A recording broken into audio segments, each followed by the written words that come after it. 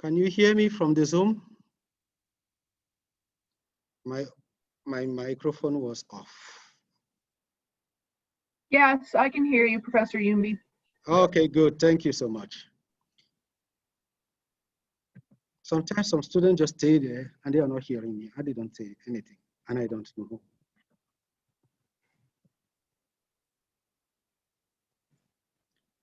So as you have noticed with all what we have been doing, there is a lot of talking, a lot of writing, but at the end it boils down to knowing what I need to do to get the right answer.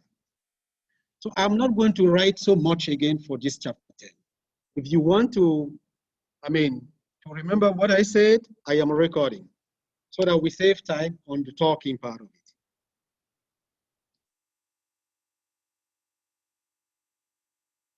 So the chi-square distribution is a non-negative distribution. We mentioned that in chapter 7 and 8. No, we didn't do that. I'm sorry. We start 101. So the chi-square distribution is a non-negative distribution, meaning that it does not take negative values.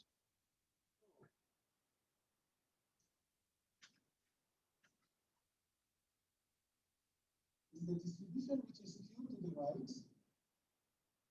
It's not really symmetric, even if it looks symmetric, it's not supposed to be symmetric. It is skewed to the right. It is non-negative. It starts from 0. There is no negative number for the value of that distribution. So it depends on degrees of freedom, and in each context, we are going to specify what is the degree of freedom. That's why I cannot write any degree of freedom for now. So it depends on degree of freedom. And it's a right tail. Right tail means that when this side is alpha, we call this number chi-square alpha. So if the right tail is alpha, we can look at the table to find the chi-square alpha. So we will start with using the chi-square distribution to test for homogeneity and independence.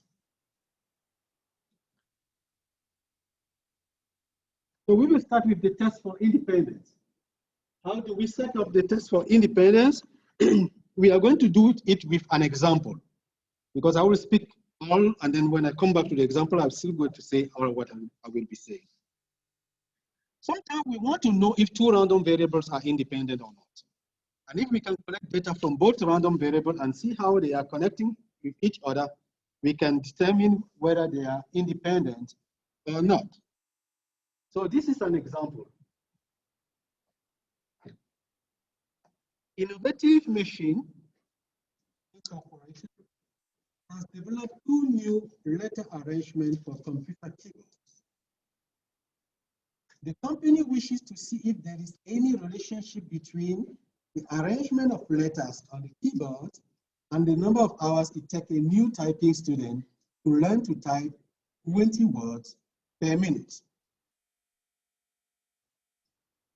Or from another point of view, is the time it takes a student to learn to type independent of the arrangement of letters on keyboard.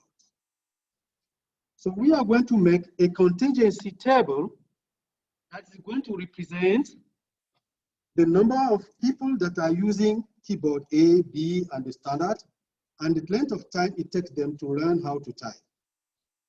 So generally, H0 is that keyboard arrangement and learning times are independent. So for test of independence, H0 is the random variables are independent.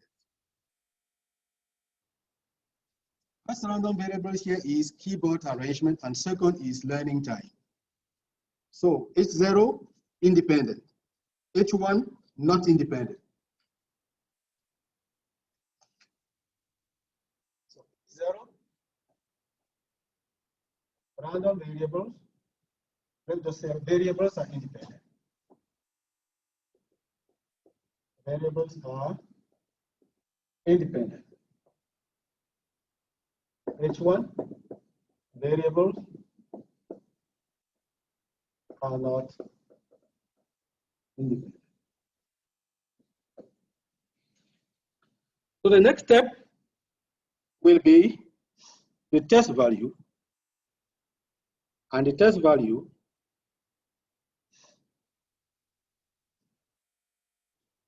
we are going to use calculator to get the test value.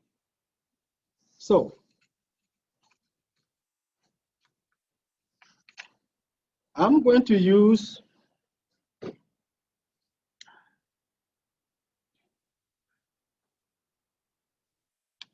this example.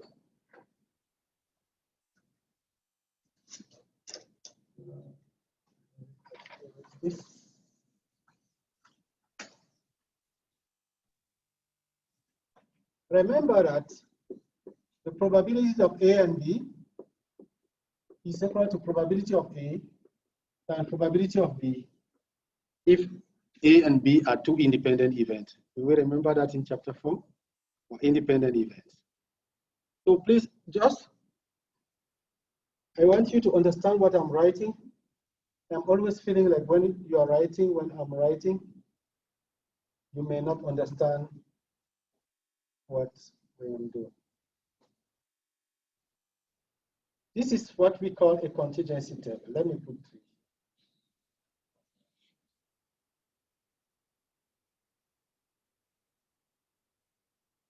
Let me call this one A1, A2, and A3.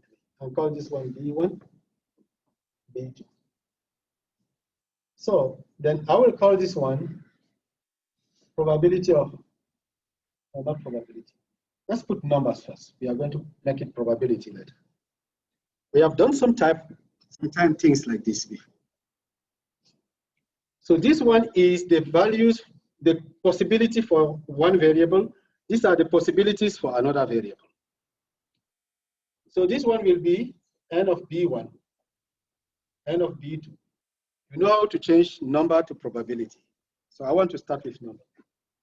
N of A1, n of A2, n of A3. If you are the type that don't care about learning the computation, that's not a problem, because after we put everything into the calculator, we will get the test value, we will get the p-value. But I want to show you how we get to those values.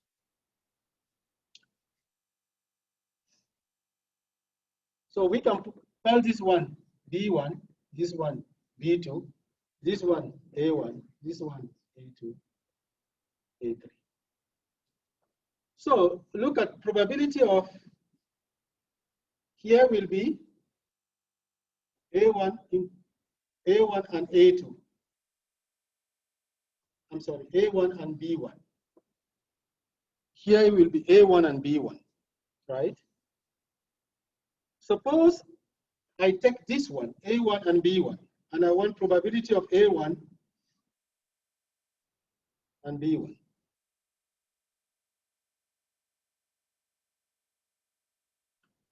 So is it probability of, if they are independent, it will be probability of A1 times probability of B1.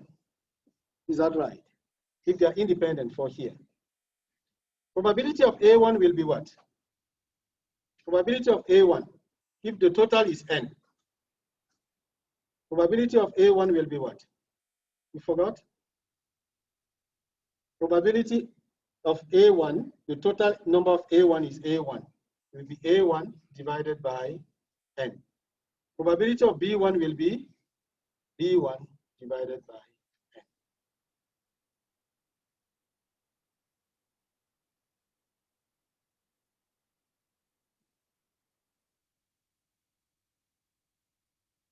Now what is the probability of A1 and B1? It will be number in A1 and B1 divided by n.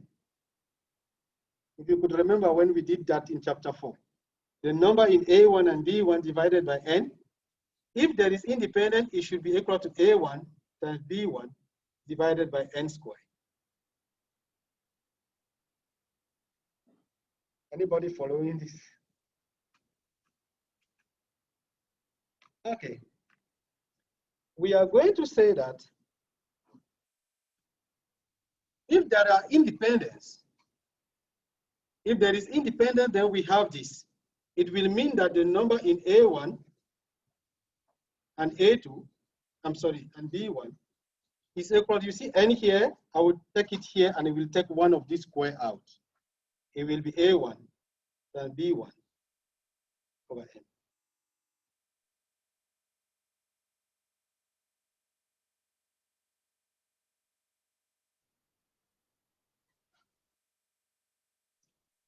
So that is how we will define the expected number that we should get here.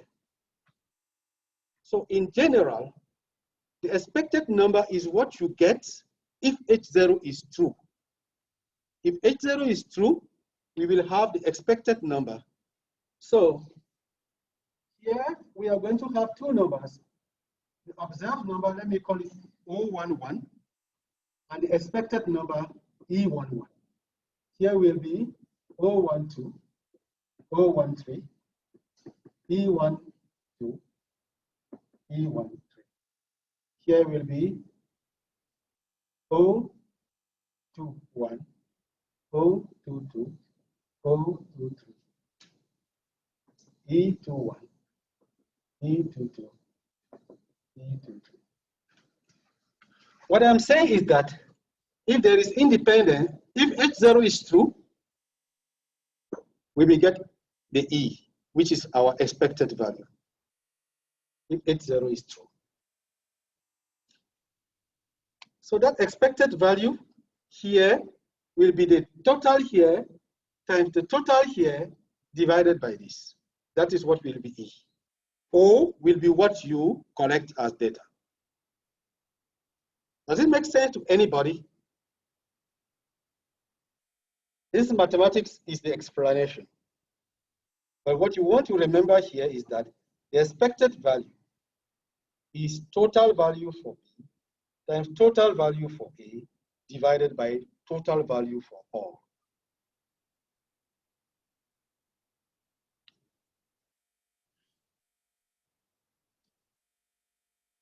Let's take this example.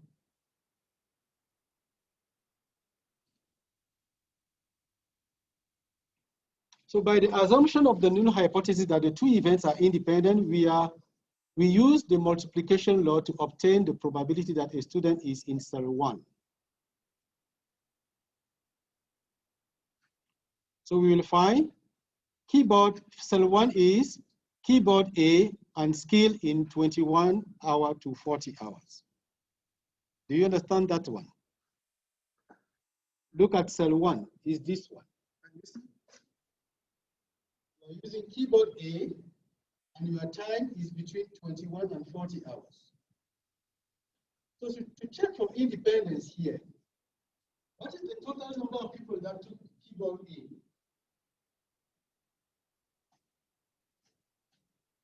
How many people use keyboard A? How many? 80. How many people took between 21 and 40 hours? 90. So E11 will be 80 times 90. What is the total number of people that were in the experience? 300. 300. So what is this equal to? I think this is equal to what? 80 times 90 divided by 300. Or 8 times 2. Equals to 24. So if there was independence, we will have 24 here instead of 25.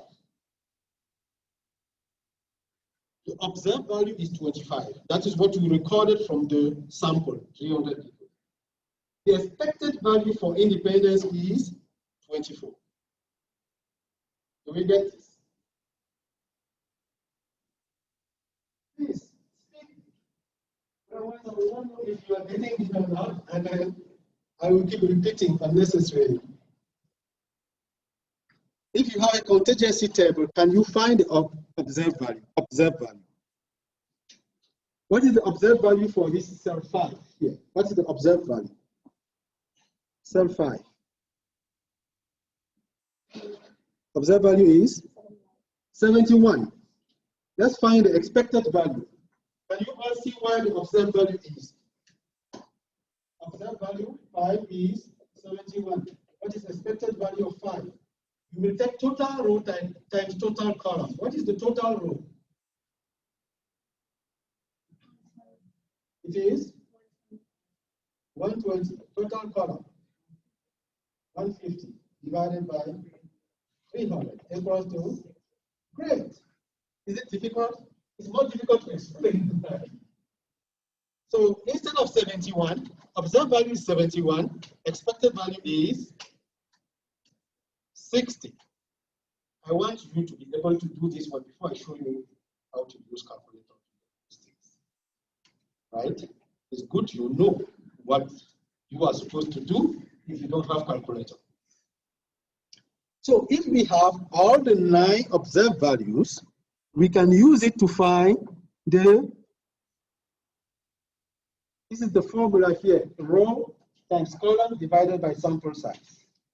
Will give us the expected value.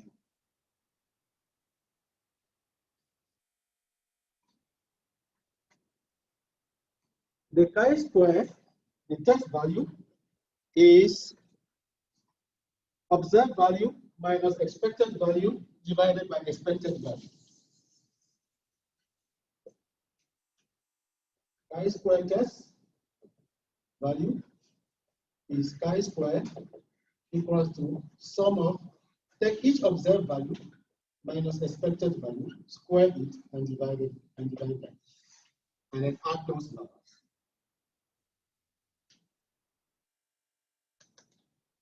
Who wants us to use calculator now?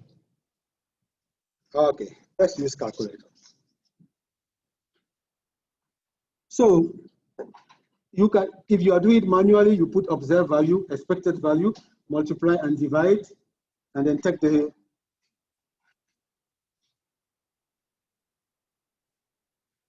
so this is how you will do it manually. Let me write the steps in hypothesis testing here. 80 is keyboard and learning time are independent, don't abbreviate like that. H1 should be what? Keyboard and learning time are not.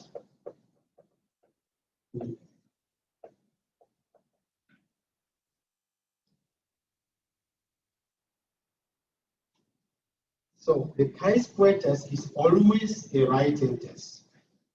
So there will be no need to do. So we are using the p-value. The chi-square is sum of observed minus expected value squared divided by expected value. And we need the p-value or the critical value. If you want the critical value, you will read it from the table. It might be somewhere here, it could be anywhere. Chi-square alpha, when this area is alpha. So you compare it with chi-square, or you find the p-value. P-value is the area to the right of chi-square. Probability that, let's put t here for the test value, chi-square is greater than chi-square.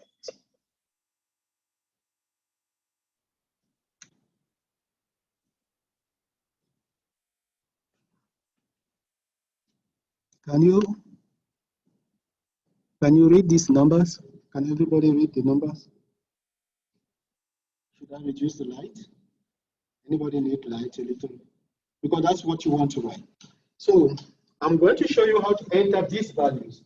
25, 30, 25, 30, 71, 19, 35, 49, 16. Don't look at these ones, which is the total. This, they are not getting in. So we are going to learn something else. The dimension of this table is the number of rows times the number of columns. How many rows do we have here? How many? 3, right? Not 4. We have this total we don't count. How many columns? So the degree of freedom is R minus 1 times C minus 1.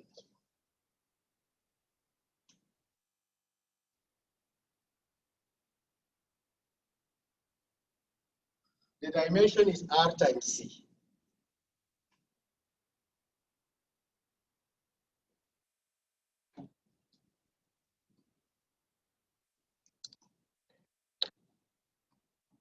So, if you are on Zoom, please take your calculator. We want to work with calculator now.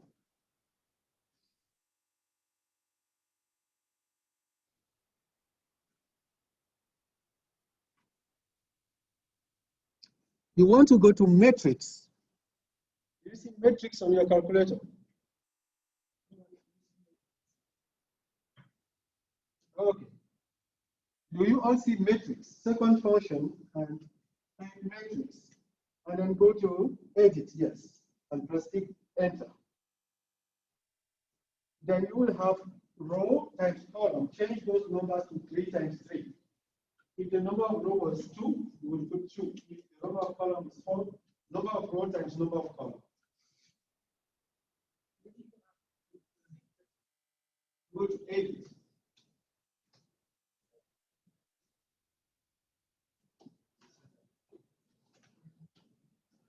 Three times 3, can you all see that? So you will enter the first number 25, you will go to the first cell.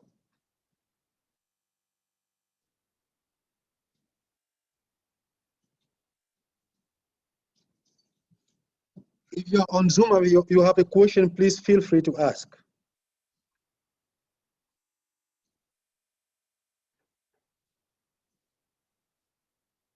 If you have trouble with your calculator, let me know.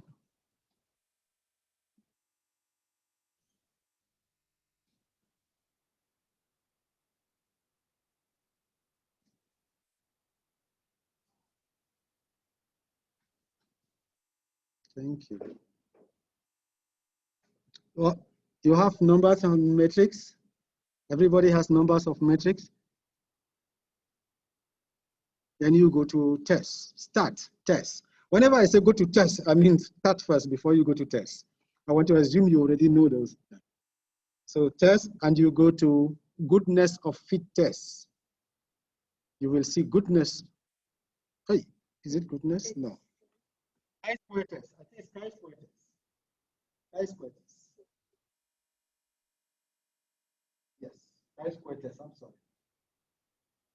Goodness of fit test will be the third one. Chi-square test. You might just have to do enter until you get the answer, because there's nothing like to enter. They know what is the observed value and the expected value. They will give you A, B, just enter. So do we have the test value? Chi-square. What is chi-square? 13.32. What is the B value? 0.0098. Anybody else ask this? Okay. Let's say alpha was 0.05. What will be our decision? P greater than or less than alpha? P is less than alpha. So reject itself. I'm sorry. Yeah, reject itself. Reject itself. Very important now at this point. We are testing if keyboard and learning time are independent. We will always assume that this is our plane. But you will be seeing it on the problem. Yes. Where did we get I just get it. By now you should know, right? It's either 0.1, 0.5. But I will always give you for the exam. But now I don't want to go and be checking the example which one it is. It is either 0.05, 0. Let's say 0.05, 0.01, sometimes 0.1. So it's that small number that we want to use to know how far away we have gone. The smaller it is, the stronger our decision is. So, but most of the time in health science, for example, people use them for health. So we reject Excel. Meaning what? There's not enough evidence. There's enough evidence to reject the claim that there's enough evidence to reject the claim because it is Excel that keyboard and learning time are independent. Meaning that if you are struggling to learn typing with one keyboard, it might just be because of the arrangement of that keyboard.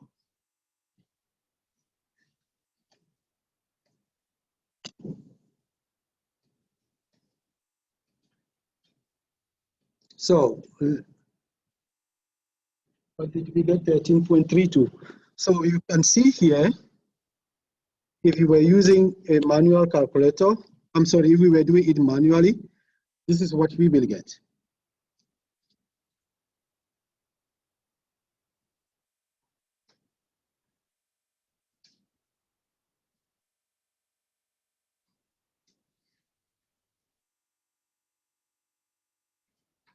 So if you forget the procedure, you can come back here if you want to write it. And these are the steps to use your calculator. Test for homogeneity is similar to test for independence. We will do one more example, but here it will be test of homogeneity. Homogeneity means that there is no difference in the way people make choices in some issues. So let's look at an example. A test of homogeneity tests the claim that different populations share the same proportion of specific characteristics. We will understand it better when we are taking an example. This is like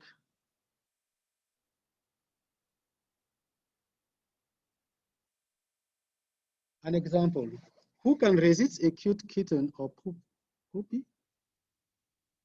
Team is doing a research project. It's puppy, right? You know, it's your language. It's not my language. You know that? So, you know, somebody like me, I have my language. Then when I'm going to school, they say, okay, I go to school in French. Then I do all my education in French. When I go to university, now university is in English. Then I begin to learn to start speaking it now. So sometimes you might see that I don't pronounce the word the right way. So Tim is doing a research project involving pet preferences among students at his college. He took random samples of 300 female and 250 male students. Each sample member responded to the survey questions. If you could own only one pet, what kind would you choose? The possible responses were dog, cat, other pet, no pet. So we are going to see if females and males usually have the same preference of pet. Data is collected as we have here. So just for question, how many females prefer dog? How many males prefer other pets? We know how to read a contingency table. How many rows do we have here? How many columns? Right? Now we go to matrix and enter it into our matrix.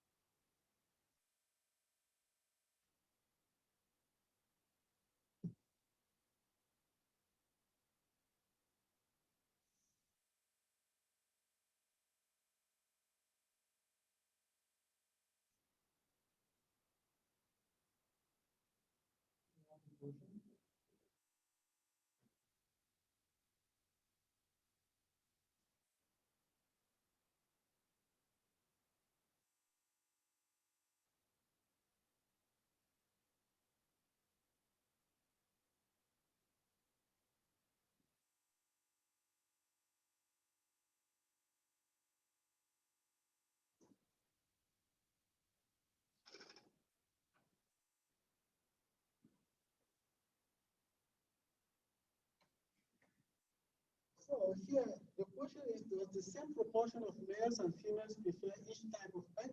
Our claim will be what? Same proportion of males and females.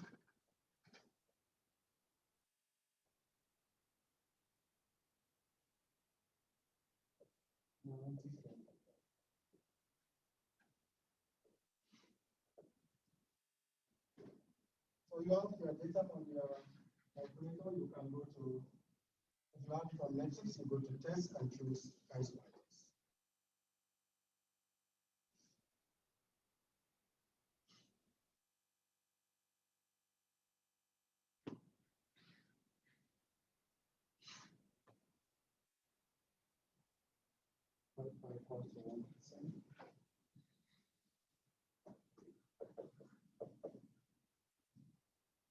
What is chi-square? 16.06. 16.06. And what is p-value? 0.0011. So what do we say? Decision, is p less than alpha or greater than alpha? Is less than alpha, so reject, it's 0. What should be our conclusion? Shouldn't alpha be 0.01? 0.01, thank you. 0.01. What should be our conclusion? At alpha equals to 0.01. Here the claim is this one generally. There is enough evidence, right? It's a little bit tricky here. There is enough evidence to reject the claim that same proportion of male and female prefer pet.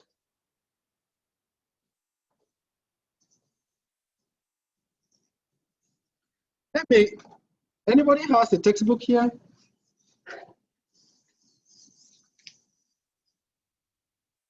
What about using critical values? So if we were using critical values, I just want to complete that you should know how to find critical values. Yes. What is your claim? Or the conclusion. It says at 1% level of significance, there is not enough evidence to reject it. On slide 33. Wait. Okay.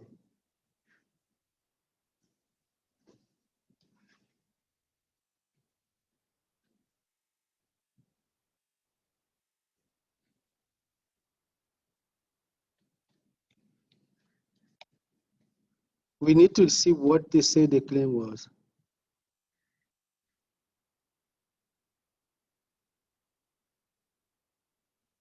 Now, this is a mistake on my part. Do we understand that? There is enough evidence to reject the claim that males and female students at Teams College have the same preference. Sometimes I want you to feel what we are talking about, especially when it happens like I have to type so much of these things.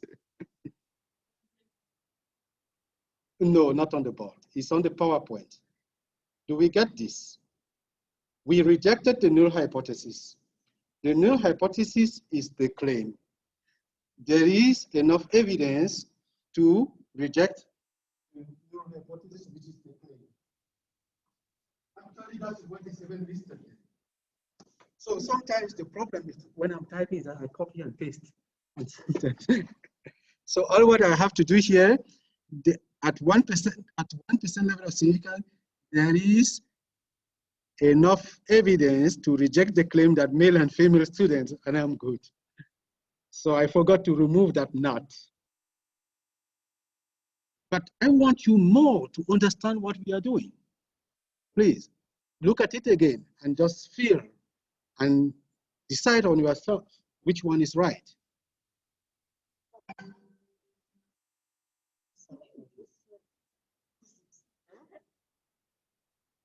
If I put, I will have to just put it full. Sorry for that.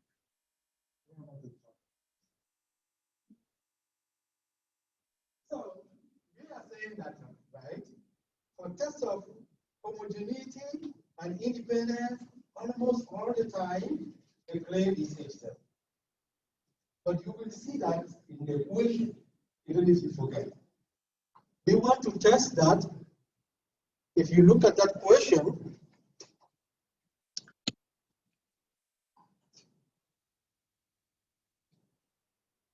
does the same proportion of males as female prefer each type of pay? So the claim is the same proportion. I told you remove the question, and what you get is the claim. So now it is our H0, and we say reject H0. So what should be our conclusion? There is enough evidence to reject the claim. Is that good?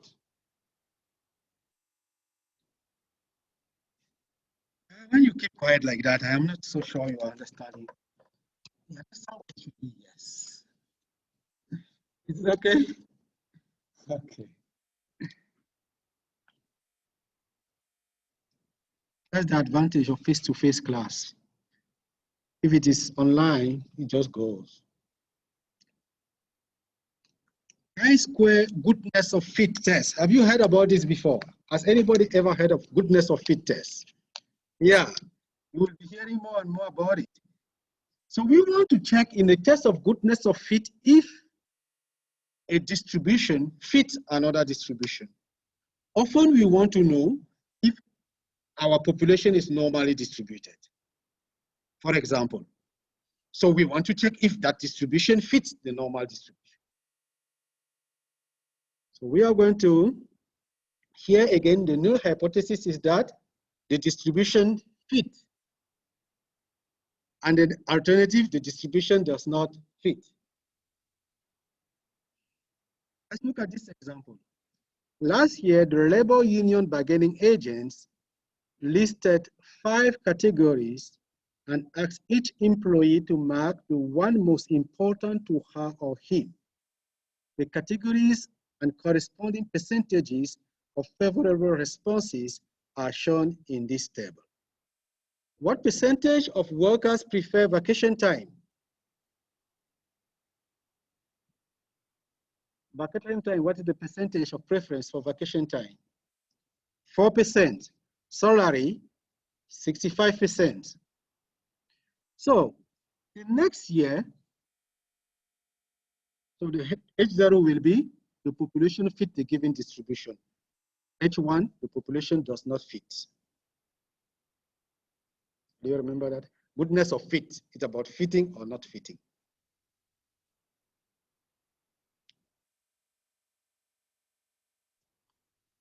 So we are going to divide our sample into categories. And the number of categories here is K. So this degree of freedom is useful if you want to use the table at the back of your book. To use that table, as I was trying to explain here, to use the table to find the chi-square, to find the degree of freedom, we have degree of freedom, and we have alpha. This one is chi-square if you are using the table. And you come and put that number somewhere here, chi-square, the critical value. You may compare the test value to the critical value. If the test value is before, do not reject. If it is after, reject. I don't encourage you to use critical value, but I want you to know what they mean. Because one of the two, they do exactly the same thing, p-value or critical value. P-value is for advanced students, and it is given by the computer, the calculator, and so on.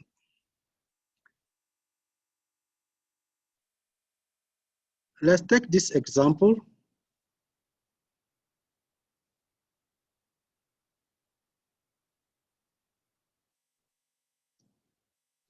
In this example, we have 500 workers, and questionnaires are given to these workers to make choices about their preference. How many of the 500 say they prefer vacation time? How many of the 500 say they prefer vacation time? Pardon? Is it 20? Vacation time. 30, right? So here again, we are going to have observed and expected value. Observed value is what you collect as data. Expected value is what you should get if H0 is true. Expected value is what you should have if H0 is true. So remember that last year there were 4% that prefer vacation. Out of 500, 4% of 500 is 4% of 500. You know how to find 4% of 500? Multiply, it gives us what? 20. So that 20 was the expected value. If this year preference is the same as last year, expected value will be 20.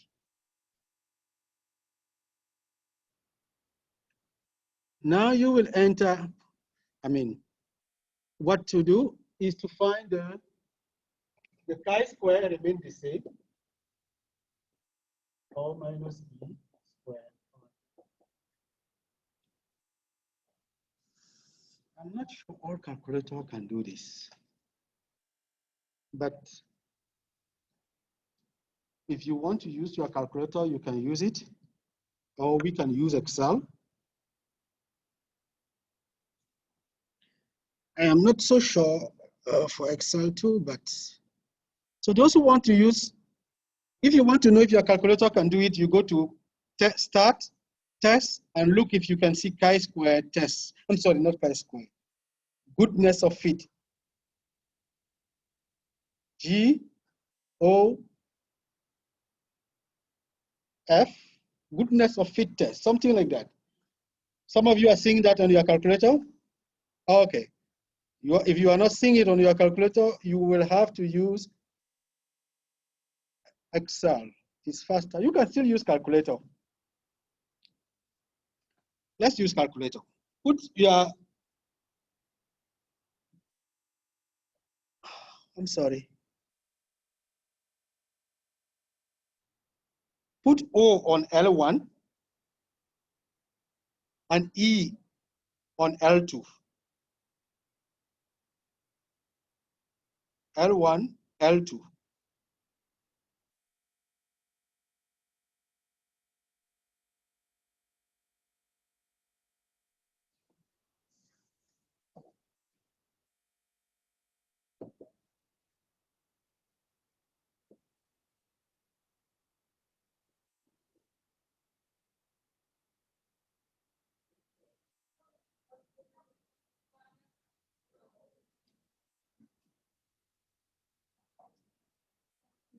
Yes.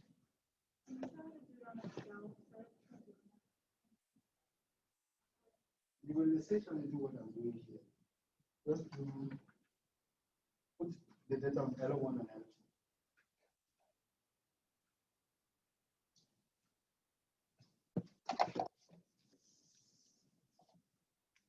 You have chi-square is equal to sum of O minus E squared over E.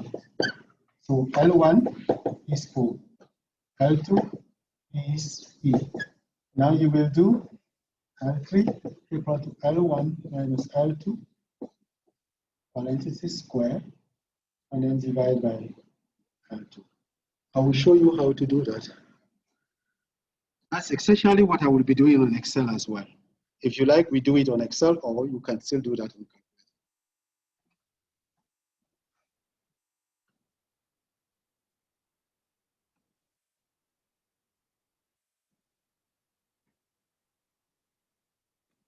If you want to do it on Excel, you can follow me, but Excel does not.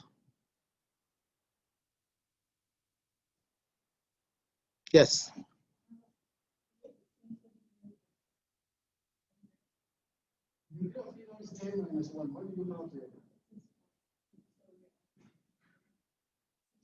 No, no, it's because of the way you enter data. Sometimes you press enter without realizing, and it adds another. So normally it was supposed to be, there are 5 categories, right? But it's not going to make any difference. And the degree of freedom, what do you have? The degree of freedom. This is fine. Everybody has 5? Go ahead and let's see that. So if you are using calculator like yours, you have that. Yeah, how do you get this one from there? Yes. So you are, this is what you're going to do here. And you press enter. And then open. Other one is counting. Square. This is what I've done. For what? That's one step. Anybody need help with using calculator? I need to show you. Once I show you, you will be able to.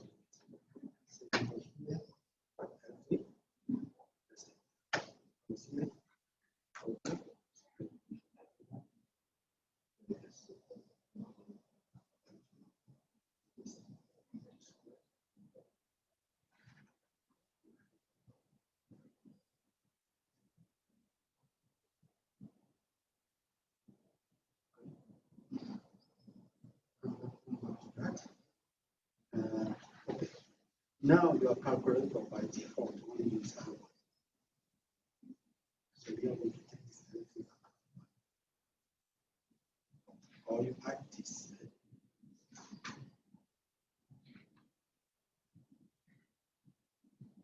So when you do this, you will be working with L1. So L3 is there. Solve this for next time. That will L2 observe, L3 expect. And L1 equals to L2 minus L3 divided by L. You see, just change like that. So when you change here, this.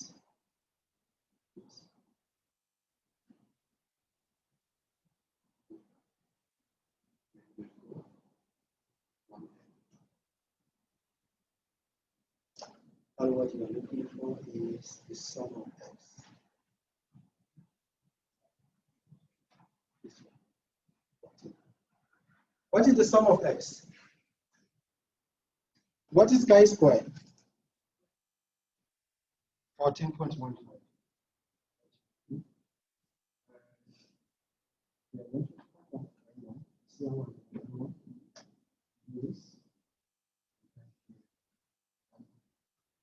Everyone will come up. But to resolve this, use L2 as L1 and L3 as L2. And then instead of doing L3 equals L1 minus L2, you do L1 equals L2 minus L2. So that the final one comes to L1. And we do this. You get the sum of x equals 14.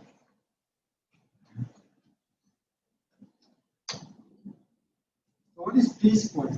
I'm sorry, what is p value? 0.015. So how do you find the p value with your calculator? Find the p value with your calculator. You go to distribution and choose chi-square. Like you are looking for the probability. Chi-square. Do chi-square CDF. Do you see chi-square CDF under distribution?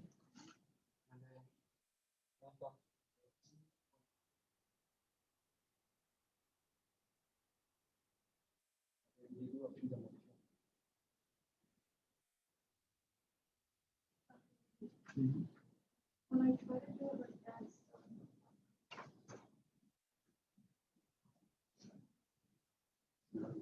there's an error.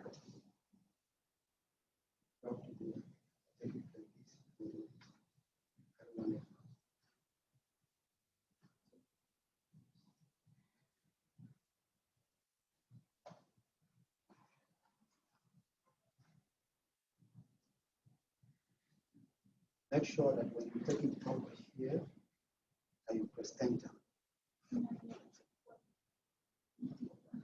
From here, you go to start.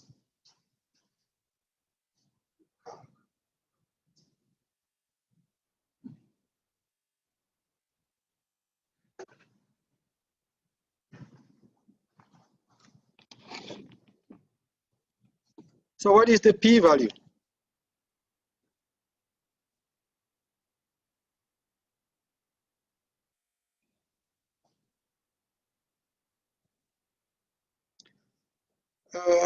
I don't know why you are getting, I don't know why you are getting 5 there for degree of freedom. Let's check from Excel. Equals to,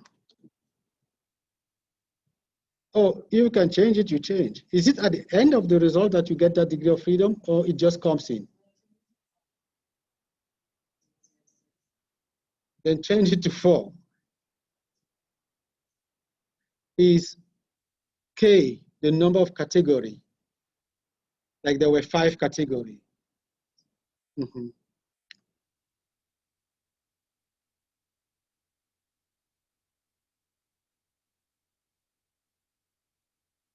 X is 14.15 and 4. With degree of freedom is 4. Let me see what Excel has.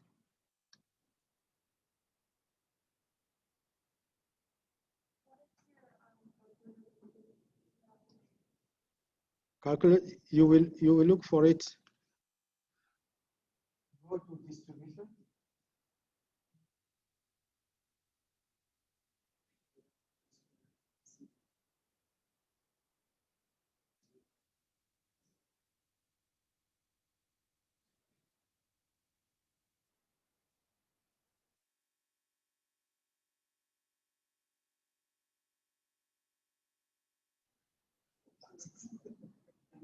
You have to put the degree of freedom.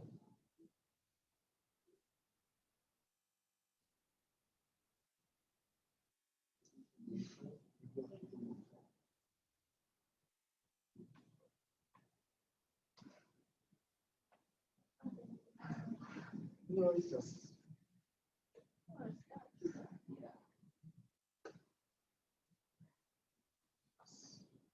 You are right.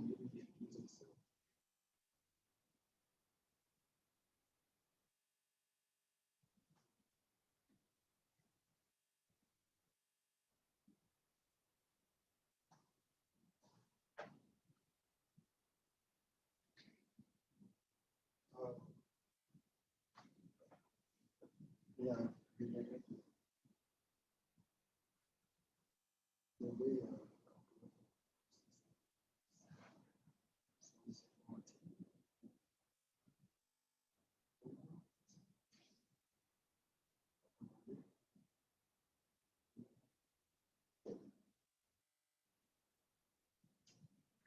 It's 14.15 to 1 billion or something.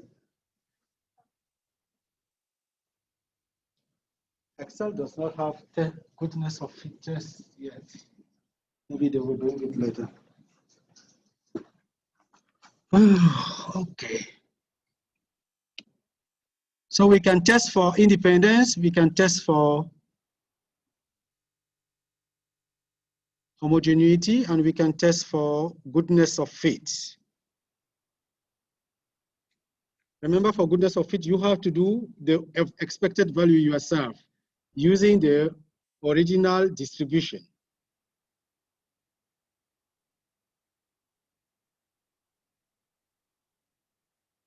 Yes.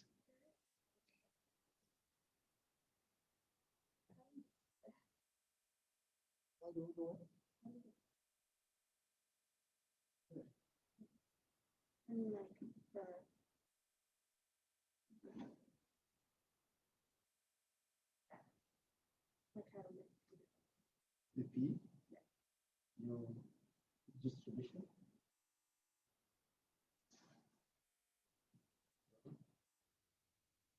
40.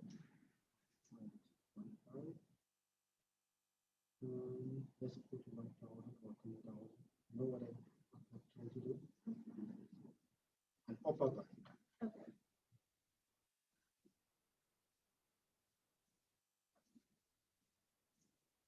We cannot do just for 10 point.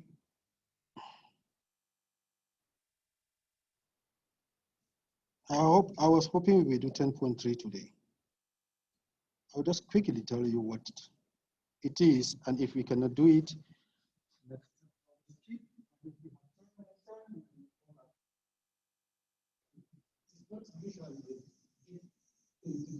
problem with this is that you don't use calculator, and if you don't use calculator, it becomes harder, like this, and it is not.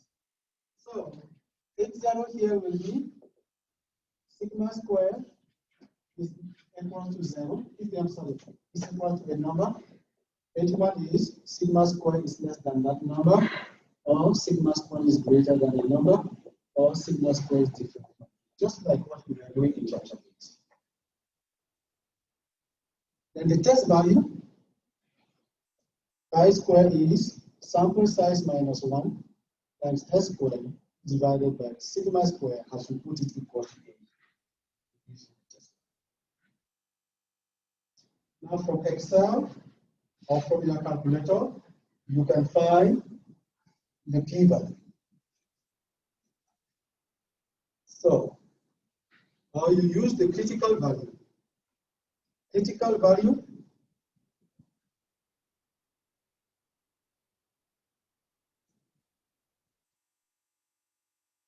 you are not using table, so let me give critical value. Excel. If you are on Excel, you may say if it is a right tail test, it will give you. I will come back to it. I just want you to have a general idea about it. If it is from your calculator, you will choose chi-square CDF, and then you want the p-value is probability that if I call this t, probability that chi-square is greater than. If it is right tail, chi-square t. If it is left tail, less than. If it is two tail, when it is two tail, what you do is that you divide alpha by 2 and you use 45. So now, left or right tail. So now suppose this was 14.15 and it's a right tail test, you will write here 14.15 and maybe 10,000 or 10 million and choose degree of freedom. The degree of freedom here for this test is n minus 1.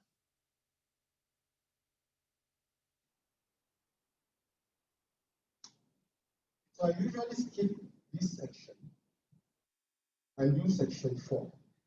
So I'm just giving you a rough idea what, yes.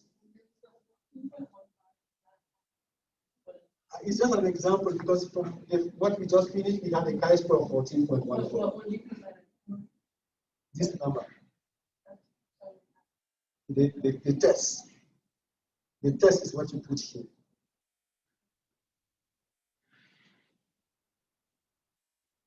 So, next Thursday, we are going to do comparing two variables. And then we are going to do the ANOVA. And if we finish early enough, I will come back to this 10.2. So if you skip homework for 10.3, there's no problem. I will know that I prefer that we skip that.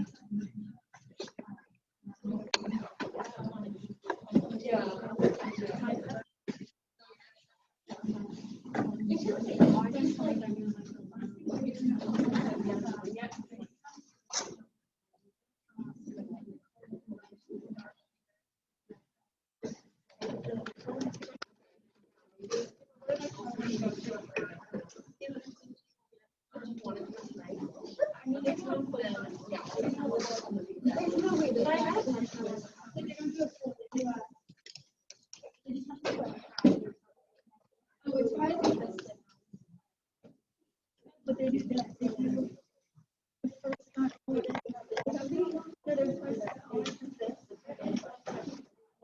have a question.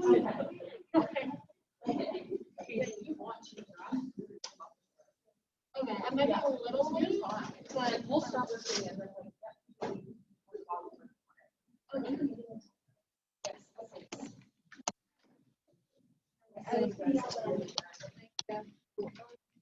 I don't know if you happen to get my email, but I emailed you about like I had to take the final early, and then I knew that you were trying to have it like the last day of classes. Do you think that'll still happen? Yeah. But I'm not making it too loud. I'm not making it loud. What do you mean? Like I don't make it public Oh, okay. because we are not allowed to do that. Oh, really? Yeah, but Wait, because they want us to use all the class for teaching, okay. and I use the final week. Okay. So I'm struggling to Yeah. to squeeze so that we finish before time, so that I do that because it's not only you, so other Yeah. students. I will still be here on Tuesday for those who are not ready. Yeah. So it's not like I'm canceling the Yeah. final. So you are good for that. Okay, great. And then I was going to ask you, if we're going to have time for Which, like, yeah, we before will the do. exam? Yeah, that's what we will do on Tuesday. Tuesday. Okay. So And then it'll be next Thursday. If we can yes. get all of them done in one day, though? What? Like all the take-home problems. Like the chapters. I'm putting it online already. I will put all it online beforehand. So you don't think we're going to have time like to go over in class? 'Cause, like that's usually what helps keep the notes before exams. We will. Like when you. How many are they? 4? Yeah. 4 if we have Wait, 1 what's hour, today's 15 minutes. 15 minutes can go in each of them. And the best thing is to meet me on Zoom or come to the office Okay. during office hour. I might need to do that just because I Yeah, realize, just like, do that. Don't rely so much on that because other students come Yeah. to my office. Okay. Some students come and do it with me. Yeah. They are take-home problems. Most Tuesday and Thursday at 12:15. So you don't think we're gonna have time to go over it? Just because, like, I don't know. I feel like when you go over it in class, like I have it open, like There are 2 things. When I go over it early, you then forget. people don't do it. Yeah. You understand? If I go over it early, like if I had gone over chapter 7, then we will still have to come back to it on that Tuesday. Yeah. The last day of class, we always go over all the take-home problems. Okay. Yeah, we are Okay. going to be done with chapter 10 on Thursday. Yeah. I'm just worried because, like, I don't know. I don't think I'm ready for the final. So, like, I have to make sure that I know the take-home Yeah, problems. begin to look at the answers that I'm putting Yeah. online. When do you think you're gonna post those? I will Like, post as it soon- tonight. tonight. Mhm. Okay, for like 7. What is 7 not yet here? Oh, yeah, they are ready. It's just like I forgot to put it. I thought I will do it tonight. Tonight. Okay. Great. Thank you. You can remind me, feel free. If you don't see it, you're welcome.